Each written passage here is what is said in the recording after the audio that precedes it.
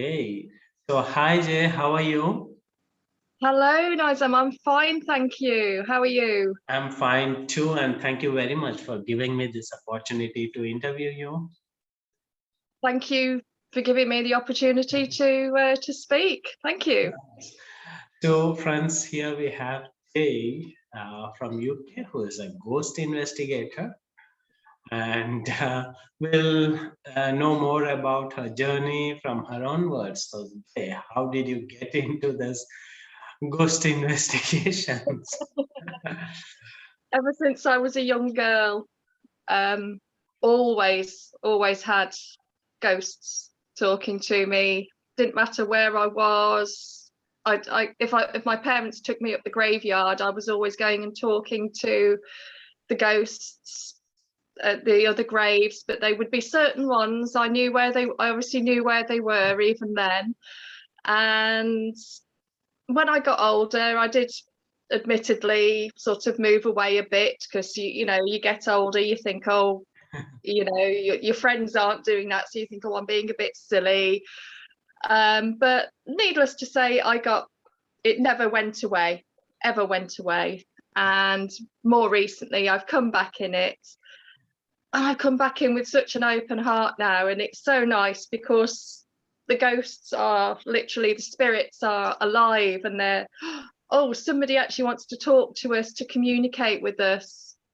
And I get a lot of, I know it sounds very strange to say, but a lot of positive feeling from these spirits. Like they want to talk to me, they want to show themselves to me.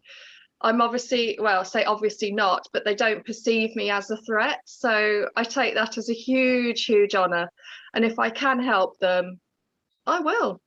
I will. And that's basically sort of a very sort of condensed version. But one very real one I remember was about 20 years ago. I was working at a place just up the road from me, and they were having some refurbishments done.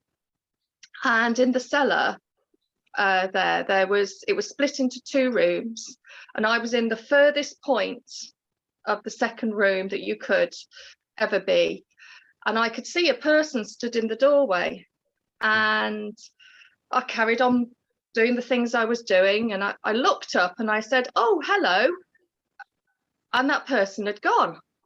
I thought, they're in the other side laughing at me now. So I grabbed what I was getting and I went through. That person wasn't there. I thought, okay.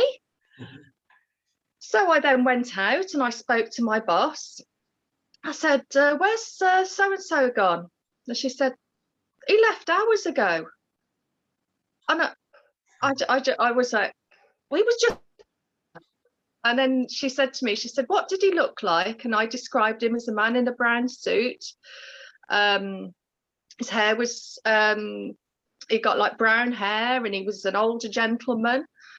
And she sort of looked at me and said, oh, okay. And a bit later on, another gentleman came in, and my boss said to me, she says, describe the gentleman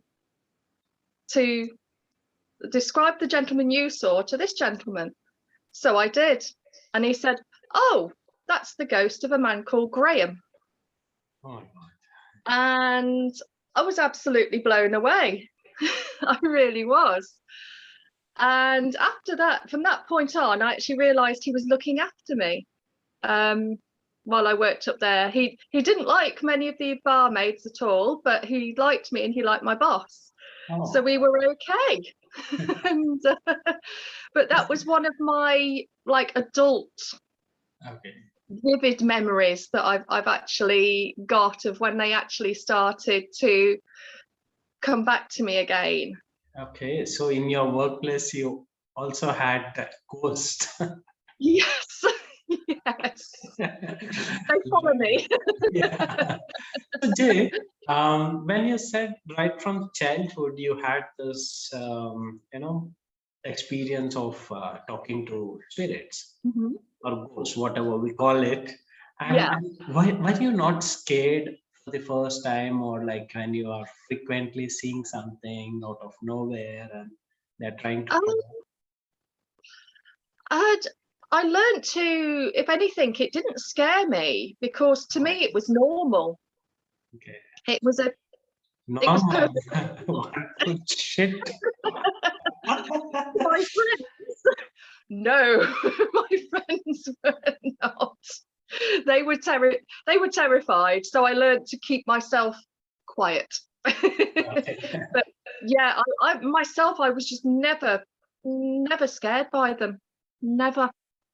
Hmm. It was even looking back, some of the ones that I saw, I can still remember now, and I'm thinking maybe I should have been scared of them, but I wasn't. And I think that's part of it, is that that's another thing, that they don't give it doesn't give them any power, and children seeing them, it's very innocent. And So didn't your friends or your parents or relatives consider like, hey, what, this girl is crazy or something? yes. Oh, I know, my mum did. My mum did, still does. So, but I don't care. I'm just, Okay. I'll be crazy. I'll be crazy. Because for me, I know it's real. So, but I respect that other people don't see it like I see it. But that's how things are in life, and I'm quite happy with that. So you're happy being crazy. You're okay. Oh yes. Oh Yes. yes. I'm So, into yeah. Was there any unique experiences like when you visit some place, like, or like in movies they show objects flying, or some sounds or tables moving? Could you please share if you have any experiences of that sort? Yes, I've seen, again, when I was working up the road, one I can vividly remember. There was a shelf with some glasses on, Mm-hmm. and there was some particular glasses. They were about 6 inches back on the shelf, so they were quite a long way. And I was stood watching this, and as I did, this glass just launched, Oh my literally God. from the back, just shot forward and smashed on the floor at my feet. Um, Again, I wasn't scared. I just sort of stood there, and I just went, "Well, is that the best you can do?" I'm just surprised, like what kind of girl I'm talking to today. One would have gone unconscious or ran to the core. Best they could run, but you wanted to do that. That's like, wow. You have witnessed that as well.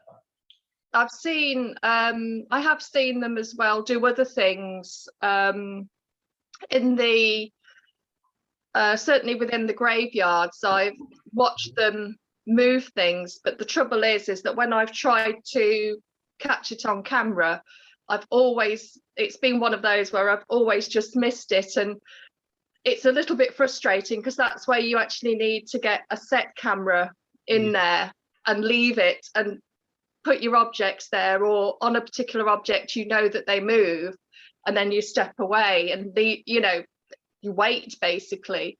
But I've got one in my house at the moment, and that periodically likes to, I hear it come down the stairs because my stairs creak.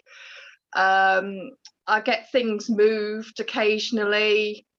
I haven't actually seen it. I have seen it do this, actually move something while I've been watching that particular object. So you have roommates, housemates also living with you. I've got one at the moment. It's shut. I've now got it shut in my back bedroom, so it's up the back part of the house, and it knows that it can't come out, because if it does, there's problems. And I think it quite likes it. So it's sort of it's like a mutual respect. It's like I've said to it, well, you can have that space as long as you leave my space alone. And it seems to be like, okay. And I still hear it. It still does things in there, but I leave it to it. But I'm going to put a camera in there so I can try and capture it moving things, because Yeah. I hear it all the time. And I've bought a little static camera now, so I'm going to try and get it on camera as well. And Just see what please, Chief. You could have invited it for the interview, so we could have captured. Yes. Knowing Yes. that it'd be grumpy and it wouldn't come out then, because that's what it does. But whenever it is ready, please do let me know. I would love to interview it. Yes, I will do. Yes. I've got lots of objects it likes to move, so, and I leave those in the room with it. So yes, I will do. I'll get it on camera. So, have you seen any time the objects were being moved, like, Hmm. television turning on, turning off? Like, I'm Yeah, always see, all I know is through movies. Okay, that yeah. is what I'm relating to. So, do you have any objects moving, or like, Hmm. electronic gadgets behaving weirdly? Any experiences of that sort? Yes, yes. My when I didn't have it shut upstairs, Mhm. my telly I used to come downstairs, and I don't turn my television on during the day. I turn it on very rarely anyway, just on the odd occasion. I'll turn it on. And as soon as I would walk into my living room, into this room here, the telly would come on. And Oh. it's a brand new telly. There's no fault with it. And I just got to the point in the end, and this is shortly before I shut it in the room upstairs. And I just came in one day, the telly came on, and I said, "Really? Really?" And the telly went off. And I walked out and I just said, "Well, thank you." Yeah. And I left it. And after that point, it left the telly alone, because it was like it was trying to scare me. And I'm not one of those that's scared very easily. So I just, well, okay, if that's the best you can do. But I've had things move in the kitchen when I've been working. I've been, cutting vegetables up, and I've put the knife literally at the side of me, moved my vegetables, turned back, my knife's gone. Oh, And so naughty ghosts are also there. yeah, and I mean gone. It's completely gone. It's not even anywhere that because the sides are clear and it's not there. And it's a case then usually that I walk out. Well, now I'd walk out the kitchen and go, "Can you put my knife back, please? I'm giving you time." I walk away. I go back about 20 minutes later, and there's my knife. Wow. And usually beautifully clean as well. So it does a good job when it does. Awesome. Please request this ghost to cook something for you. That should have been a wonderful. It goes one better though, and actually washes them for me. At So least does some cleaning work, and washes clothes, dry it up, and all that. I haven't got it that well trained yet. Yes, yes. Please, maybe you have to domesticate these ghosts a little more. Yes, yes, I do. I think see what it's about. Yes. It likes to.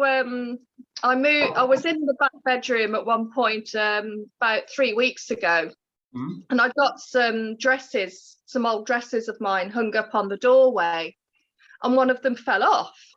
Okay. And I didn't pay any attention to it. Well, I say fell off. It got a long way to go to fall off, but it fell off, so it was pushed.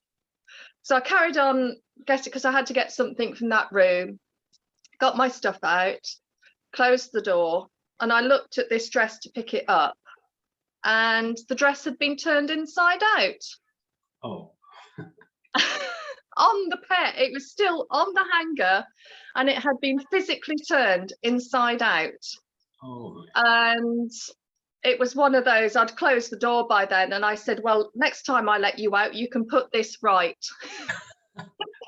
So was it again done properly? Right? Yeah, it was. Wow.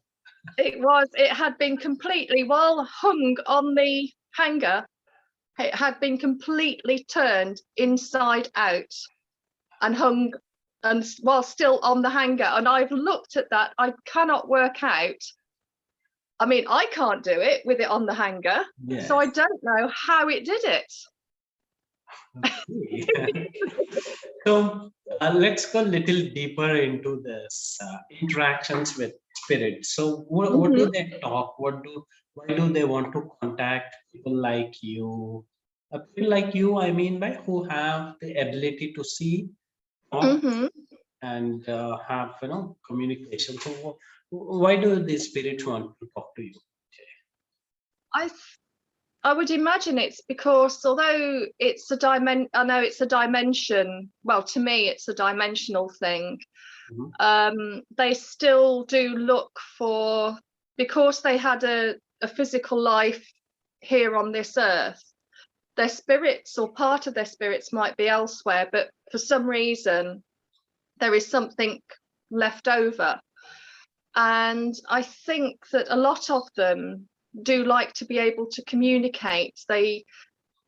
Because for whatever reason in the physical life that they were in, that they weren't able to communicate things, or they weren't able to express certain things.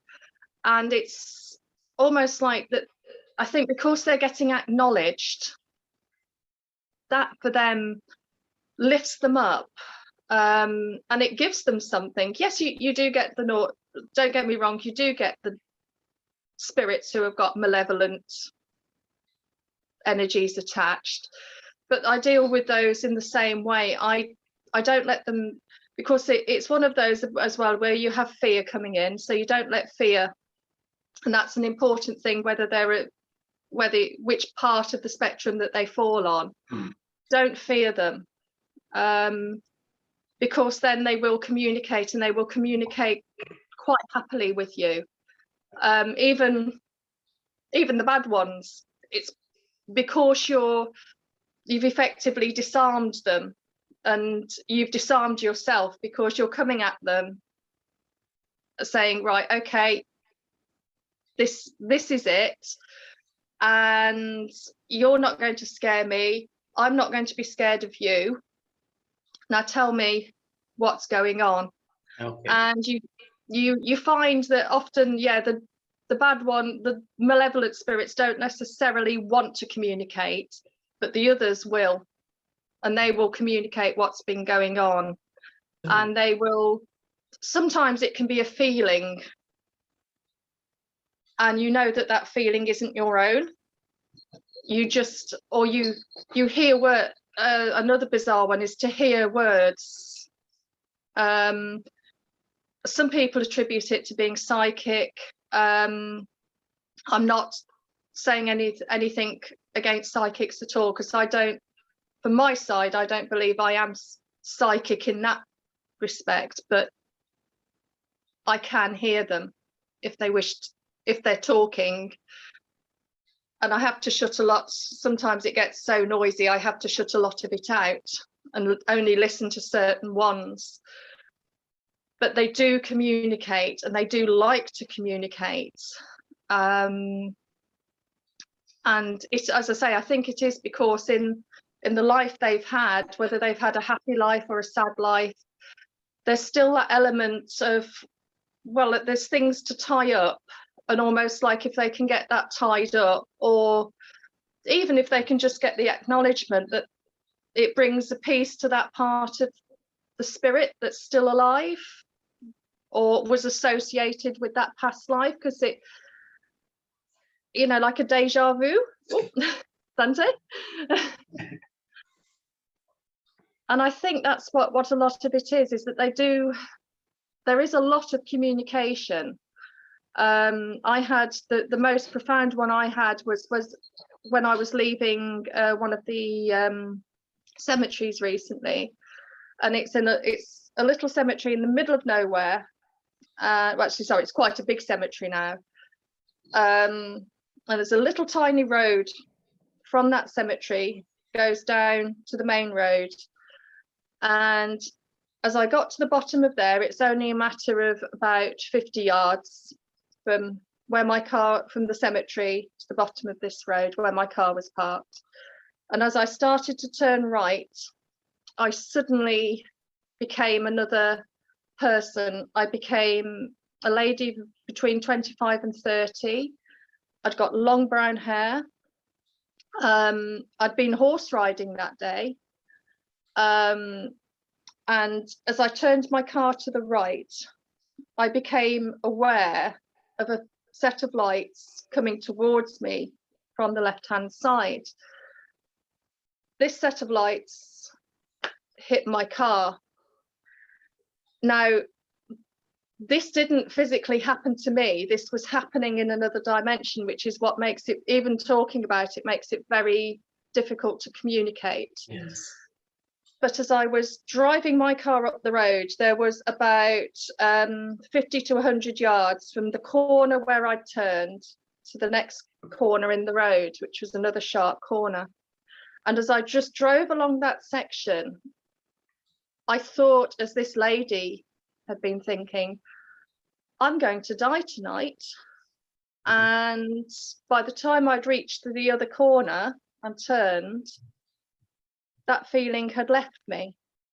But for that short space of time, I had experienced, I believe, somebody dying. Somebody's last moments was communicated to me by somebody in the graveyard. Very, very strange experience. It happened, I believe, in either the 80s or the 90s, and I am trying to research to find out if it was anywhere local, because I think if it could have been, but then if it was a relative of somebody within the graveyard who was communicating, it might be a needle in a haystack. I might never find it. But I'm looking locally just to see if I can actually find out if something happened around here that was communicated. But that all happened in images. I could see it all in my mind, and it was very, very real. As I was driving, it was me, but it wasn't me, but it was me. I was sort of a witness on a witness on a witness on a witness on a witness, all the way through the emotions. I was going through emotions, everything that person was feeling, as well as myself at that time, but also watching myself, watching them. It's that mirror effect that you're watching yourself, but you're watching something else. Watching yourself, watching yourself. That huge, it just goes out and out and out and out. Yes, that was a very, very profound experience. I get others when I'm in the graveyards. I get feelings. I smell things. One of the strangest experiences I had was walking around, and I smelt some very, very old perfume, which I would put to probably like Victorian or Edwardian eras. I smelt somebody's roast dinner, somebody's house, cigar smoke, and pipe smoke. And this, as I said, this is in the middle of nowhere. So there's no houses anywhere near, and the smells just come and go. So I smell it, and for a few seconds it's there, and then it's gone. As quick as that. So very quick. I can't describe that. It's and then I'm going around, well, who's telling me this? Who's this? And trying to find out which one it is that's communicating with me through smell, which is I know it's a more unusual one, but I do get that a lot. I had a little child communicating that his favorite meal was roast chicken.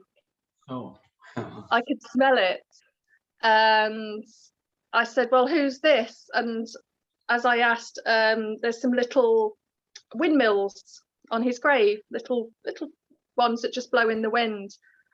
And it was a still night, and one of those started to blow. So I went over and said, was that you? And it moved again. Unfortunately, I didn't catch it on camera, which was frustrating. Hmm. But You will. I fingers crossed, because bless him, he loves to communicate, and I don't get many of the children communicate, so it's nice when they do.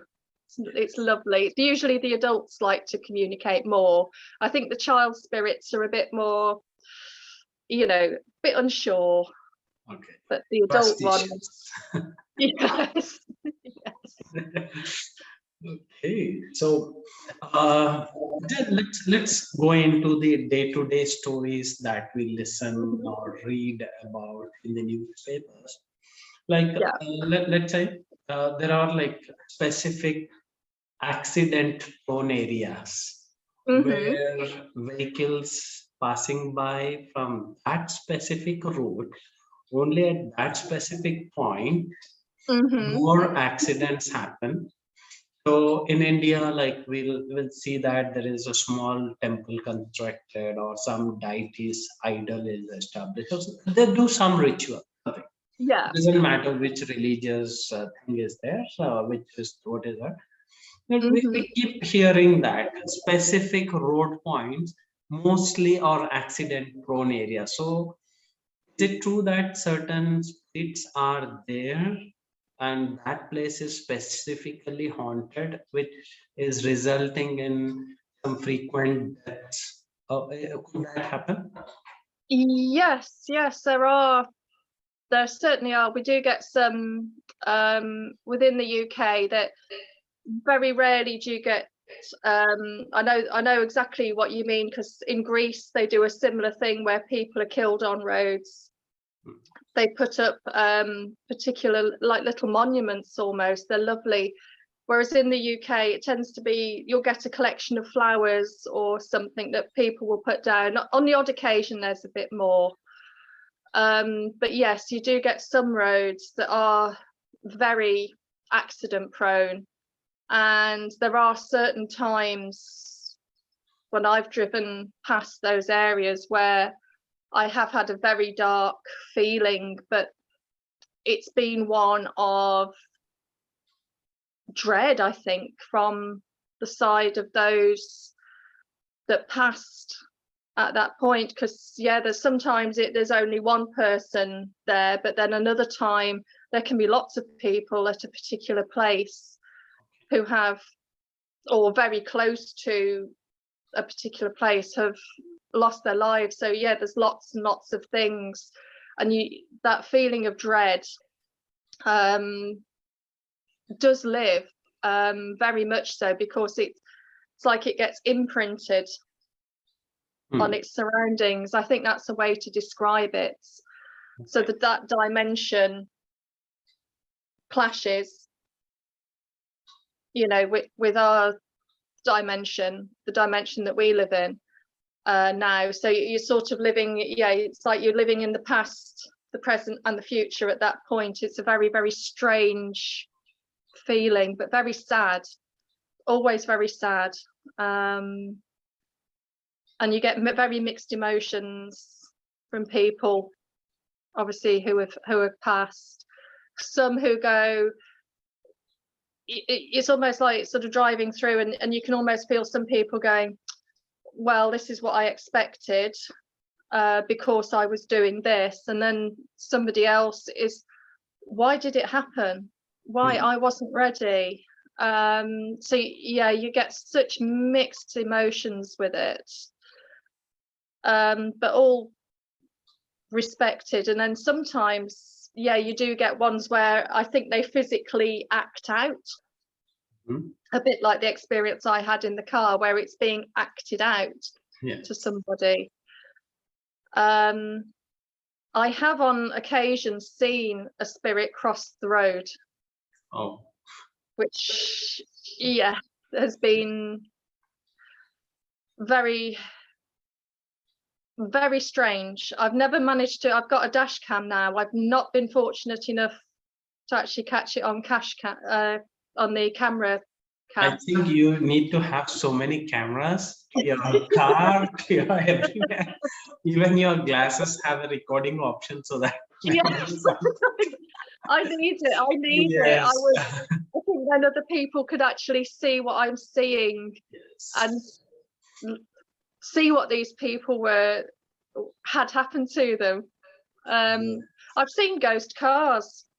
That's Ghost happened. cars. Yeah, I have heard stories in my childhood that like a lot of movies also the vehicle comes, people get into those vehicles and those people are never seen again. And Yeah. so, what my question is like, it's been for decades. Like, let's say someone died because of deception by his or her boyfriend or spouse or a business partner or a relative or something, and Mhm. this spirit is raging with anger or something. It could be anything, whatever might be the cause of the death of the spirit. And Mhm. there is this again coming back to my question about certain accident prone areas. The spirit is there. So what do they get by harming people, or so many people die there, and a lot of blood is shed there. So what do these spirits derive out of such causing such harm to the people? I'm not 100% certain on that. Mhm. I will be completely honest because whether it is that because they've been deprived Hmm. at that point, that they decide they're going to basically take it out on anybody else who comes. That is a possibility because some of the malevolent spirits I've come across, I certainly get that feeling that if they could have killed me, they would have done, Hmm. in that respect. So there is that element there. I think as well there is, because sometimes you have another type of spirit then that because of a negative emotion, Hmm. it brings in a spirit from a completely different dimension, Okay. and that wants blood effectively, and that takes over. Or it can sometimes, I think sometimes it can also be that that spirit was present anyway in that particular place, and this is it's just carrying on, and I don't honestly know with some of those how you break them. Yes. um that's very, very difficult because you are working with a completely different dimension, and sometimes if you try and do things to stop it, it can actually aggravate the spirit, and that's not what you want. You want it nicely. Oh gosh, my doorbell. They'll have to wait. But yeah, that it's like they have to grow. That Sorry, I've lost. Okay. Yeah. So yeah, with those dark areas on the roads, I'm never, and in places as well, because you do get certain places where there's been a particular set of tragedies. It's like if one person has hung themselves from a particular tree, that you seem to get a succession of people Yes, yes, the that do series the opens. same.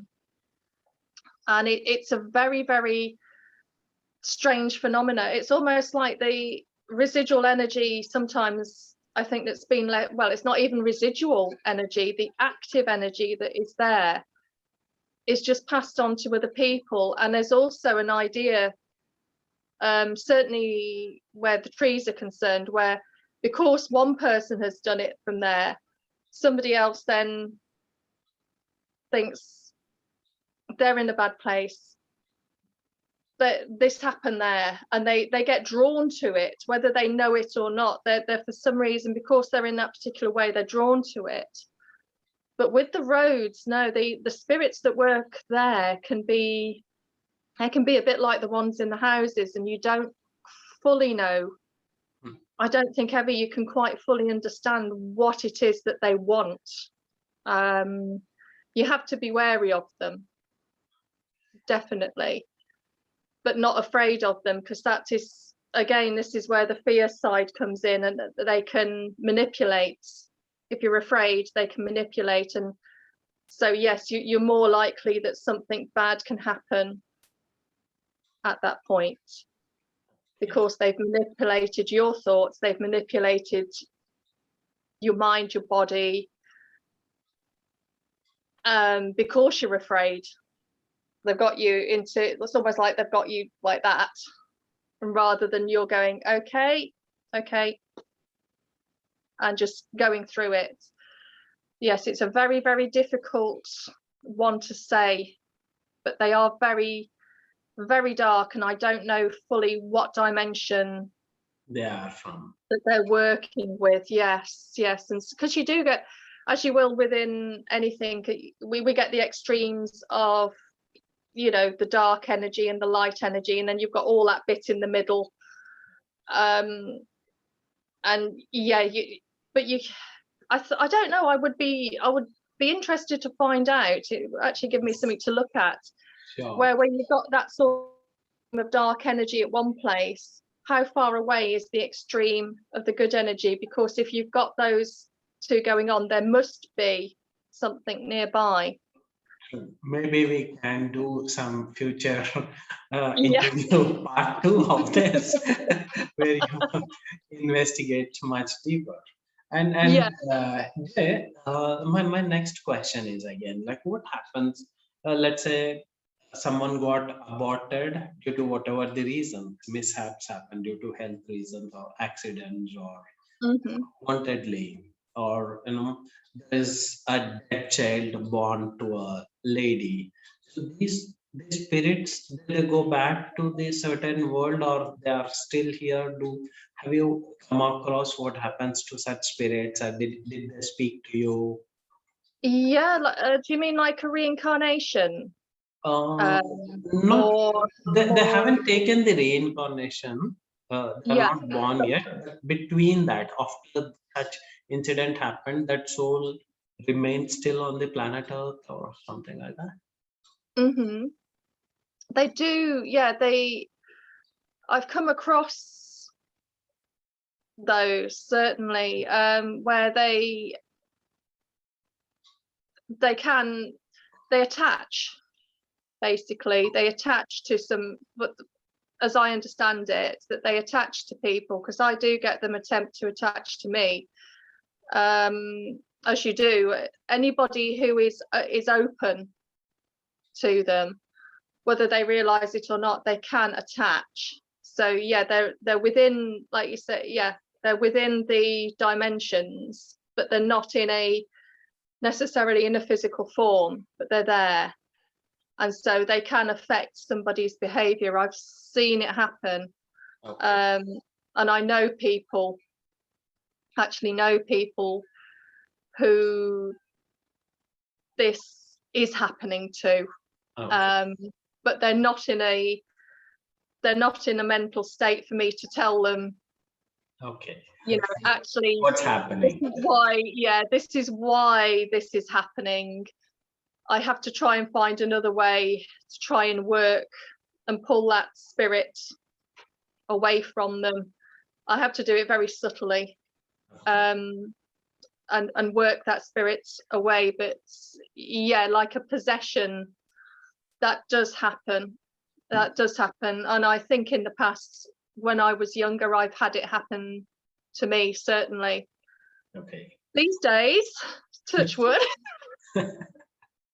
I think I'm clear. Hope I'm talking to Jay only. Hello, Jay, is that you? Definitely. Just checking. I hope I'm not talking to someone else. No. Curious to just get into this interview. Okay. So let's that's where my next question came into the picture.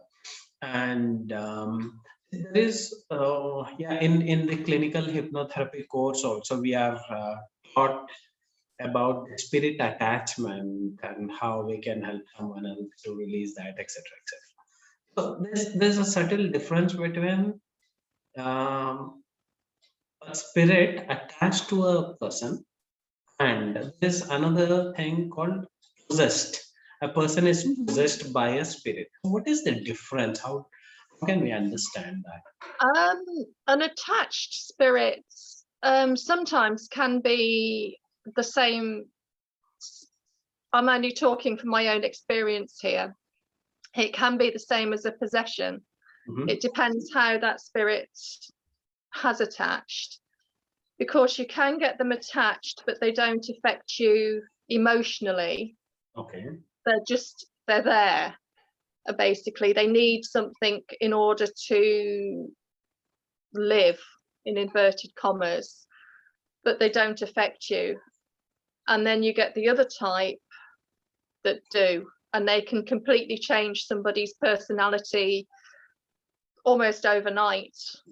Somebody who's been, very gentle, very empathetic, very caring soul can overnight, without any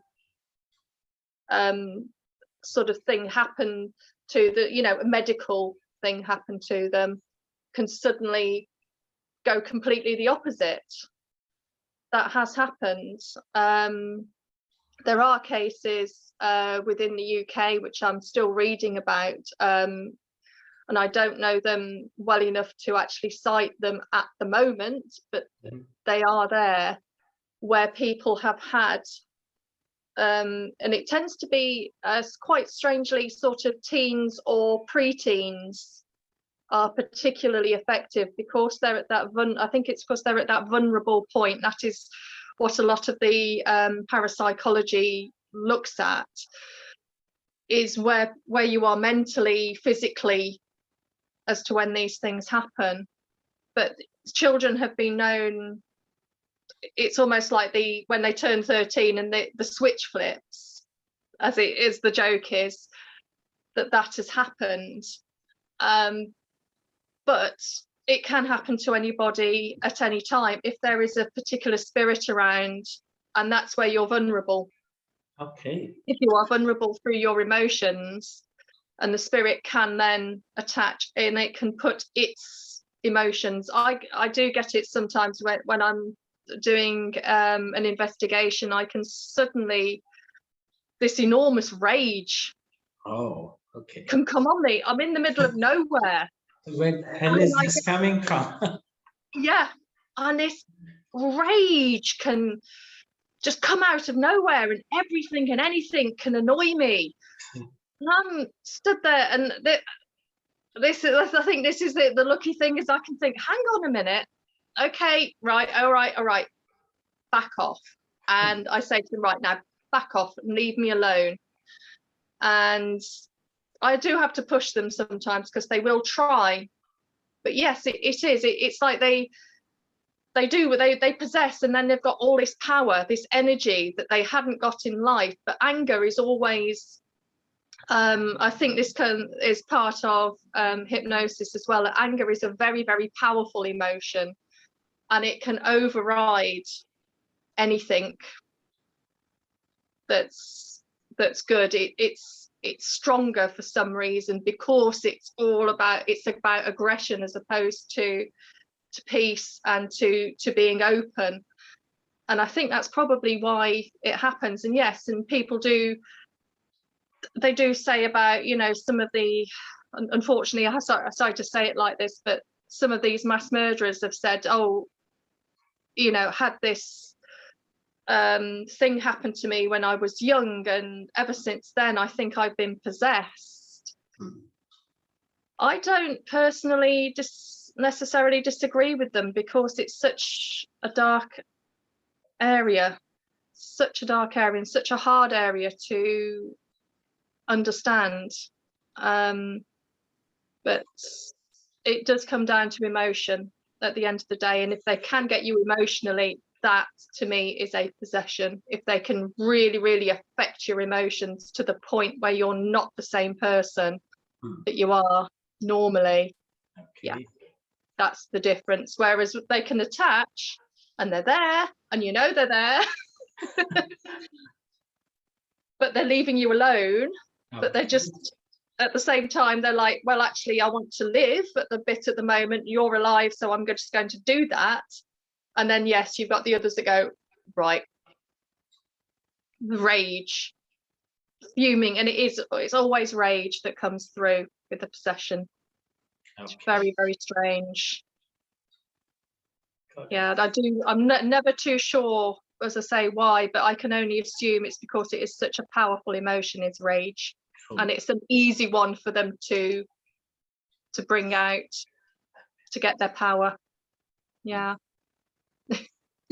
And since you're a ghost investigator, you might have got a chance to visit the haunted places where your clients ask you to come over. And like, what do you do in the haunted houses? And could you please share some of your experiences? Yes. I like to go in with basically not knowing. So I say to the homeowners, don't tell me. Don't tell me anything. Don't tell me, yeah, literally, because I want to go around, because that for me is a valid experience. And I think then it is for them as well. If I'm walking around and I sense different things at different times, but they've not told me, and I say to them, oh, yeah, just do your curtains get closed at a certain time of night, which has happened. And the lady said, well, yes. She says, why? And she didn't actually tell me. I said, well, I just get the feeling, because this was during the summertime, that about 8 o'clock at night, those curtains get closed. And she said, oh, yes, during the summer they do. Wow. And she then told me, and during the winter, it's usually about 5 o'clock. The particular curtains get closed. Okay. On their own. Yes. Oh. She walks out the room, goes back in, curtains are closed. It's a residual, what's known as like a residual haunting. So it's active, but it isn't active. It does certain routines that it did in its life, but apart from that, it doesn't actually, you can feel it there, but it's a very calm energy. It doesn't do anything else, this particular spirit. All it did was close the curtains, and I have to say, open them again in the morning. It would always open the curtains. So the lady was quite funny about it, and she said, I don't have to worry about this room. She said the curtains get done as and when. She says, I have to watch the lot. How about we wish our dishes are done every day. Yes. Night we leave our dishes in the kitchen sink, and morning they are cleaned and yes. She knows it's there. She's quite happy. And she just sort of she said she's given it a name. She thinks it was a lady who lived in the house. So she calls her Freya. And that was the name that she said came to her. So she's like, oh, thank you, Freya. Good morning, Freya. Good night, Freya. So it has become a very normal thing to interact with this non-physical being also. Right. And then I have another lady who had a very active cellar, but that was a very different type of ghost. That was a very nasty ghost. Nasty. Okay. So tell me more. What nasty things did it do? It growled. Okay. I was using her phone at the time, unfortunately, because I don't have the legal thing at the moment where I can keep the footage, and it growled on the phone. Oh my God. Because I went, she said, oh, you've got to go in the cellar, and I said, okay, yep, fine. I went down, and then I looked up, and she was still stood at the doorway. I said, oh, aren't you coming down? She said, no, I never go down there. Turn the light off, close the door. Thankfully, I've got my video camera, which I got a light on, and I had my torch in my hand. And so I turned my torch on, and I could hear things being moved. Oh my God. And there is always that thing where you think, is it rats or something like that? I turn on the lights, but these things weren't happening at ground level. they were happening up here. And every time I turned, I could hear something go, and it would go just out of the shot every single time. But I could hear the growling, and I could feel this, like, it was like a mass of black energy that was stood at the side of me the whole time. And it was very, very spooky. In the end, I went round a bit, and then I went back up the stairs and reached my hand through the door, turned the light back on. I'd still left the door as it was. I wasn't particularly bothered by then. Still kept my light on. I thought, just in case this thing turns the light. Yeah. Even then, with the light on, things were moving, and there was no rats or mice there, because it was actually a relatively clear cellar. There was just the odd bits, like gardening tools stood about, and there was the odd thing on a shelf, but there was nothing I did go and look. There was no sign of rats, because you'd see, their droppings, or mice. And I did ask the lady. She said, no, I've got nothing like that. I said, well, I know that, but something's growling at me. She said, oh yeah, it does that. It does That's what I've known. But I am going back there. So I'm looking forward to that, because I want to try and see if it'll communicate another way. But it was one of those, I think, if I'd been afraid of it, it would have done a lot more. And probably have done some harm to me if it could. But I wouldn't be. Old lady Jane. I won't give them that chance. I'm just step back. And yeah, I think that's the important part when I work. Yes. And I think that one of the nicest ones I had was it was a lovely spirit. The lady said she and her husband, they both said they loved this particular room, and they've got this very old cottage, and it just had such a lovely feeling. It was so different. The rest of the cottage felt active, but normal, sort of like a normal. This particular room had completely the opposite. It was so calm. I couldn't describe. I really struggled to describe how I felt walking into that room, but it was almost like somebody had got a thing of whites and just placed it over. And I did say to the people who owned the house, and what went on here? They said, well, all we know is that it was owned by this particular old lady, and this was over 200 years ago. Oh. And something had befallen this house. It had had this cottage, it had had a fire, and this old lady was meant to have died in this room. But the peace within the room was immense. There's been no fire since then. There's been no bad activity. Just this calm, this beautiful soul who had chosen just to live on. And there was residual things that she would do. This was one, she liked to turn the lights on and off at a particular time at night, so they would know to get out of that room, because if they turned the light back on, it would go back off. That was the only thing she did. But it was such a lovely, for such a sad room, such a lovely feeling. And as a ghost investigator, friendly ghost. Yes. So you met different kinds. Yes. There are cheeky ghosts as well. There's plenty of those that do all sorts of things to you.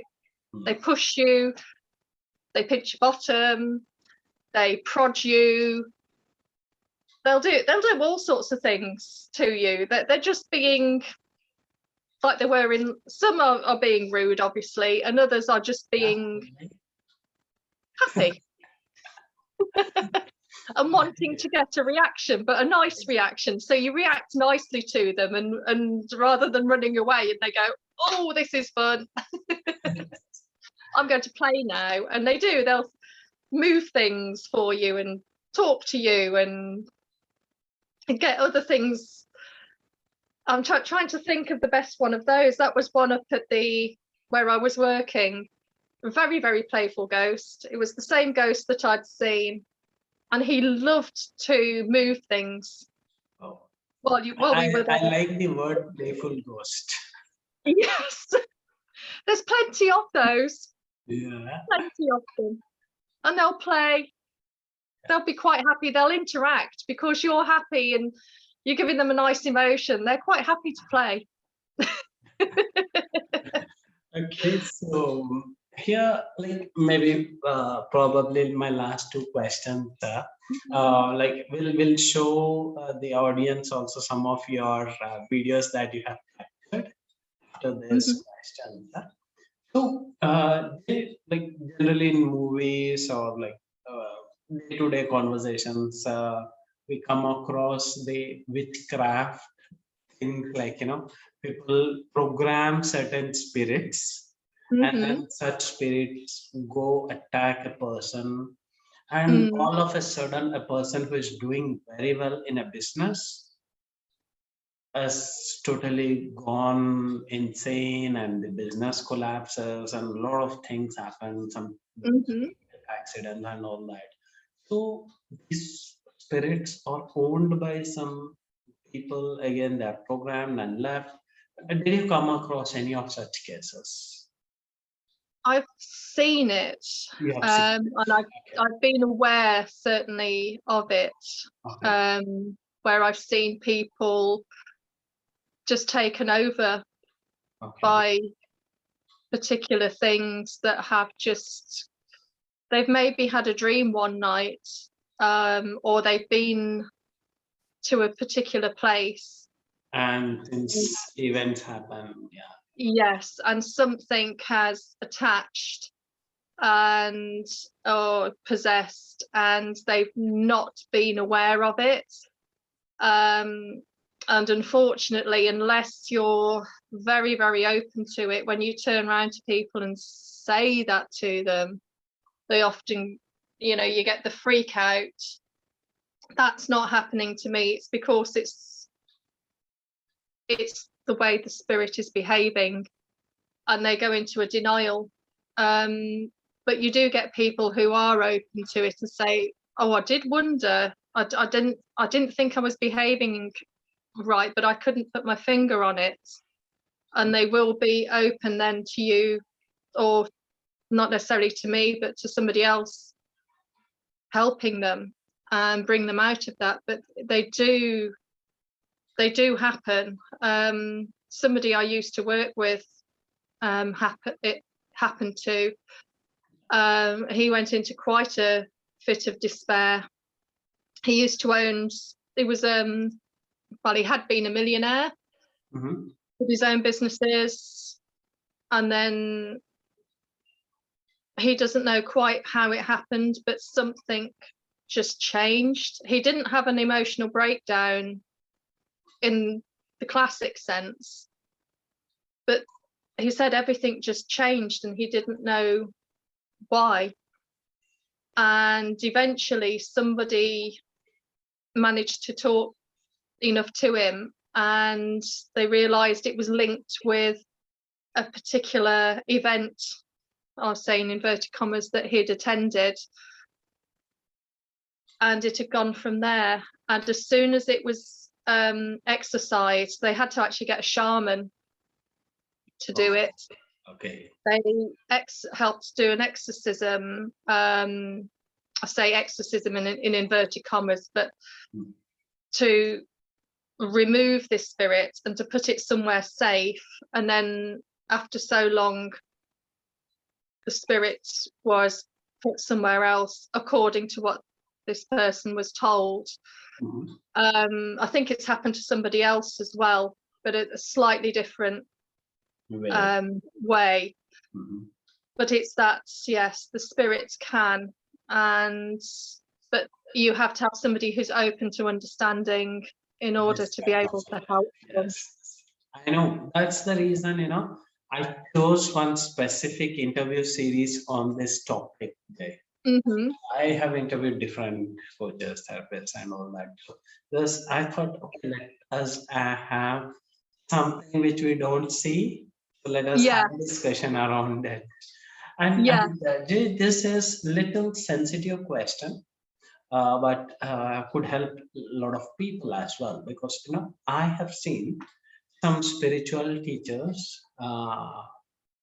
suggest that be mindful of the kind of places that you visit, like specific places like where a lot of people booze, all mm-hmm, that. They're like, the moment someone enters there, they feel who is sensitive enough. Not everyone. Like, mm-hmm, yes, can sense the energy is there. They get disturbed. They don't want to stay there.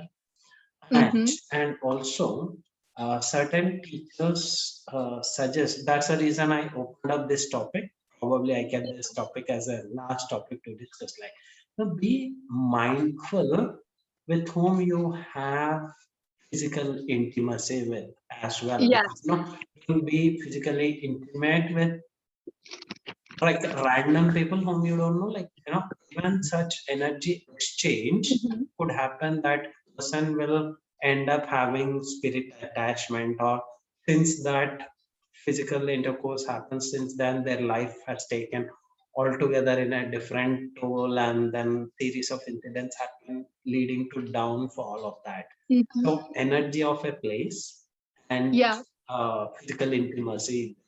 I've seen many teachers speak that be mindful of such things. So yes. any suggestions around that? The thing I would say, and it's the thing I've learnt Mhm. myself now to do, is to protect your own energy. Mhm. Um, even within intimacy, it's still perfectly possible. One of the best methods that I use, and it's the most effective for me.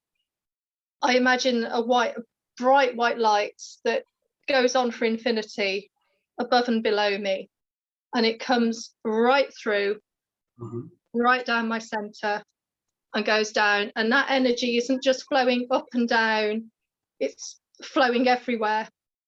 So it's a constant flow. And then I almost it comes as a coincidental, like there's a bubble Okay. around me as well. um I say bubble in like the broadest sense of the word, as in that is only just a shape to define it for the human mind, because it's not necessarily that shape, but that is just a way that as a human that you can imagine feeling safe, Hmm. that you have this bubble around you. Sometimes it is easier, especially where intimacy is concerned, is to, as opposed to having the bubble, you just have the bright white light Hmm. and get people to focus on that bright white light that's coming. As I say, there's no beginning to it, there's no end to it. It's flowing constantly, but it's there.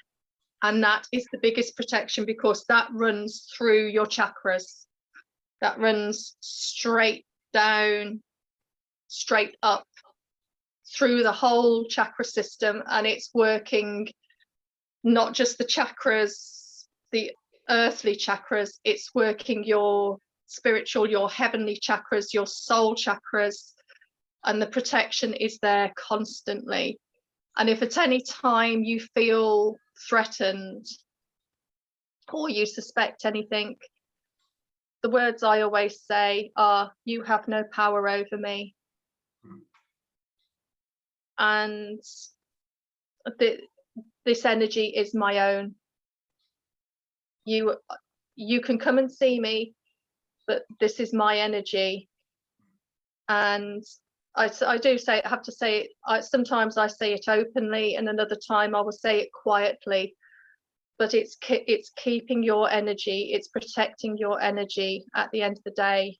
And you get to the point where this light, this column of light, is just with you all the time. It doesn't matter where you are, you can feel it, it radiates out.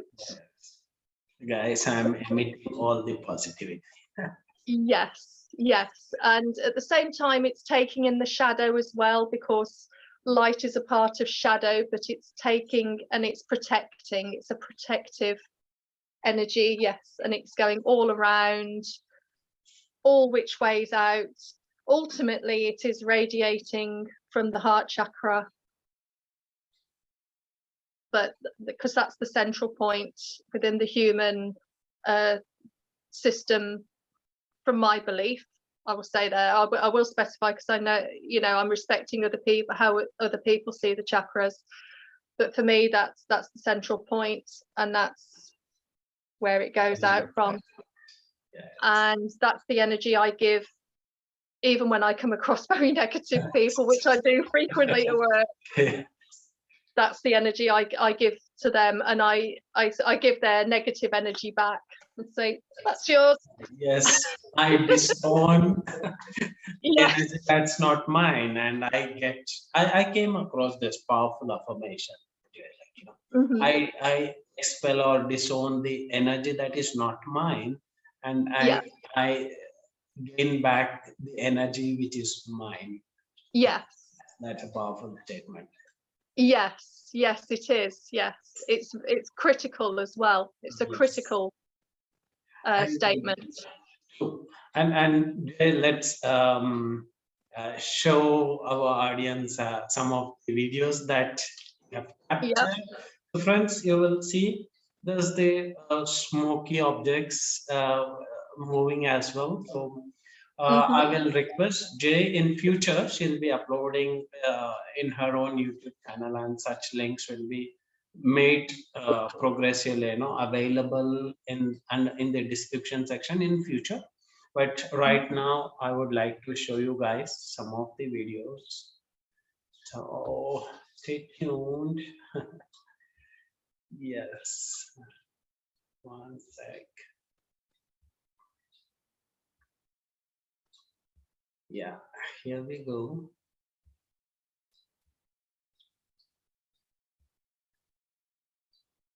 Let me show it. Are you able to see my screen? Yeah. Okay. Yes. So let me show this in slow motion, so we can see the. There you go. Hello, friend. That's it. Yes. Yes. So let me play that again, so guys you can see it.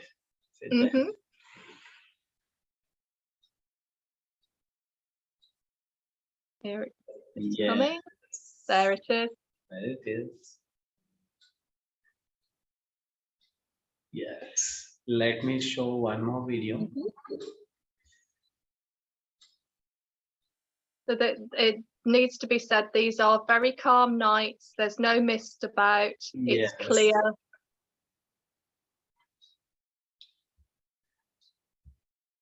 So, And I am the only person there, and yeah. I don't smoke.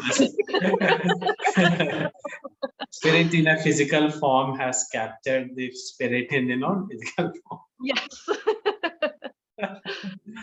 Okay, so friends, here is one more video. Oh, this is that's a sped up version of the earlier video. Okay, so let me play one more. Yes. So here we go. Are you able to see my screen? Yes. Okay. So are you able to see the video as well? The video's not on at the moment. No, it's just got the screen. Oh, okay. So I think Yeah, with the files on at the okay. moment. I will use it in a different format then. 1 second. I want people also to have a glimpse of. Yes, here it is. One more video. Yeah, but Ah, yes. yes, here it.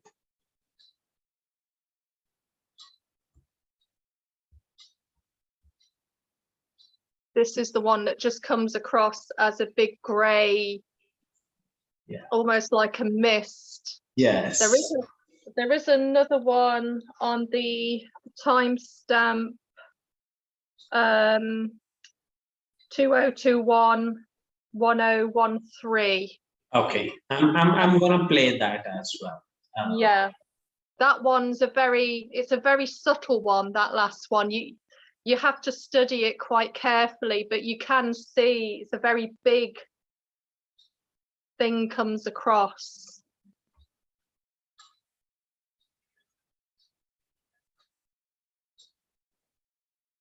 Okay, let me share this so that people will get to see this one.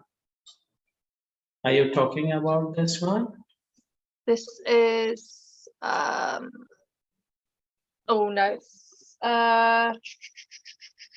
where are we? 20. No, it's not that one. It's got 215344 at the end of it. 215344 at the end. 215344. Found it. Found it. Is that one? Have I got that one there? Okay, so let me share that one. Yes. Yes, this one, yes. Yes. Just wait a second. Yes. It's quite a big one. Yes. There you go. Yes. Yeah. So I'm playing it once again, friends. Yes. It just comes across. Yes. Yes. So finally, we get to see, like, thanks a lot, Jay, for putting the effort to capture these things on camera. And yeah, I have a request. Just a request, keep this in your mind whenever in future, like, interact with them, like, where did they come from? Where do we come from? What happens exactly at the time of death? Once out of body, what they happen? Where do they go? Between two lives, what happens? Try to capture some notes and just keep it so that who knows, a small book is born out of these interactions. Yes. Yes, I will try. I will try. Please. Just a request to a ghost investigator. Who knows? Like, enough of, like, there are so many stories, but we need certain proofs and evidential based book born out of interacting with the guides, of course, with the spirits. There are many books that have come up, but maybe more latest books on more contemporary work. Yes. Who knows? I'm planting just sowing a seed in a ghost investigator's mind. It was I will take the challenge. So thank you very much, Jeff, for being patient enough to interact, give all the answers, and, like, be open to share your work on the video and come across it. It really takes, like, you guys, like, whether others would accept this or not, how what people will receive, how they pursue this type of conversation. But yes, why not? Why not? There's equally non-physical things existed as well. So, yeah. Before we end up, I'm again curious to ask one question. Something popped up in my mind. I know this is a lengthy interview. Apart from the human spirits, did you ever got a chance to interact with some angels or some other dimensional beings? Yes. Okay. Could you please share your experience? Yes, yeah, I've got interacted with angels quite a lot. In particular, the red, what I call red angels, they're fighting angels. I say fighting, they're protector angels. They've got very small wings. They're red, but they're very, very powerful. Okay. And they come across with a lot of, especially when you go into a negative environment, they come in and they're very, very powerful. They're very protective. You can see them, but again, it's one of those where often you can't quite capture it on the camera at that point in time. But they come in, and sometimes you just feel, especially sometimes in a negative environment, you can almost feel like an angel comes round and puts their wings around you to protect you, to give you an extra protection. So although you've got your column of light, that they're protecting, they're listening as well, and they talk on your behalf as well. They will keep a negative spirit at a safer distance than you can yourself physically do it. Sometimes I get this thing where I will, as I literally get out of my car, I can feel it, that they're there, that they're protecting me. I've seen above a grave, above 3 graves. They were war graves from the Second World War. This is in that cemetery where the footage is from. I didn't catch it on camera, sadly, but I could see just above these 3 graves was an angel. Wow. I could see the angel stood there. I have never seen anything like that in my life. Why they were over those 3 graves, I don't know, but I can't question it, because I think some of it is that there's this thing that I've got to go over there and do a bit of work over there as well.